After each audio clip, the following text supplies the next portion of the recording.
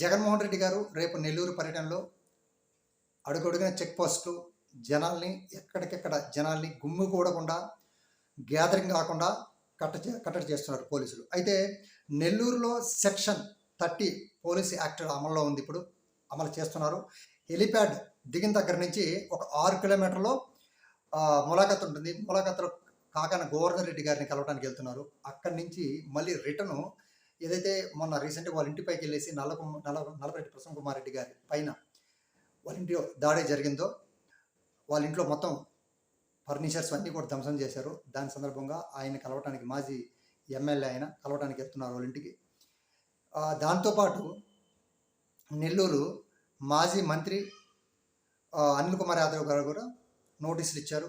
తర్వాత కావలి మాజీ ఎమ్మెల్యే ప్రతాప్ రెడ్డి గారికి కూడా నోటీసులు ఇచ్చారు. ఎక్కడ కానీ జనాలు గుమ్మికొట్టట్లేదు. వాహనాలు 3 వాహనాల బదులు 15 వాహనాల వరకు అనుమతి అని చెప్పారు. అలాగే హెలిప్యాడ్ వద్దకి కేవలం 10 మందికి మాత్రమే అనుమతి ఇచ్చారు. ఎక్కడికెక్కడ కూడా కట్టడి చేస్తున్నారన్నమాట. అయితే వైఎస్ఆర్ వర్కింగ్ ప్రెసిడెంట్ చంద్రశేఖర్ రెడ్డి కూడా ఆయన కూడా నోటీసులు నిరాకరించారన్నమాట. దాంతోపాటు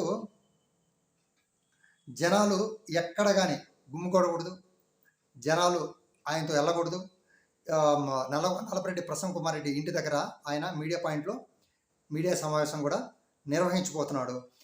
ఇలాగా జగన్మోహన్ రెడ్డి గారిని వస్తున్న ప్రజాదరణ చూసి ఎక్కడికెక్కడ ఆంక్షలు ఎక్కడికెక్కడ కూడా కట్టడి చేస్తున్నారు. నెల్లూరుని దిగ్బంధం చేస్తున్నారు ఒక రకంగా చెప్పాలంటే. ఎందుకంటే ఇటు సైడ్ వచ్చేసి కావలి నుంచి నెల్లూరు ఎంట్రన్స్ ఇటు సైడ్ ఉంటుంది, ఇటు సైడ్ వచ్చి పొదలకూరు నుంచి ఎంట్రన్స్ ఉంటుంది, ఒక సైడు మెడ్రాస్ నుంచి అదే చెన్నై నుంచి ఇటు సైడ్ హైవే మీద ఎంట్రన్స్ ఉంటుంది. ఈ 3 ఎంట్రన్స్ అయి ఉంటుంది అనమాట. ఇంకా రిమైనింగ్ ఇటు సైడ్ వచ్చేసి సముద్రం, అటు సైడ్ పెద్దగా విలేజెస్ ఉన్నాయి, కానీ ఇవి మెయిన్ గ్యాదరింగ్ వచ్చే విలేజెస్ అన్నమాట. ఈ 3టిని కూడా దిగ్బంధం చేస్తున్నారు పోలీసులు.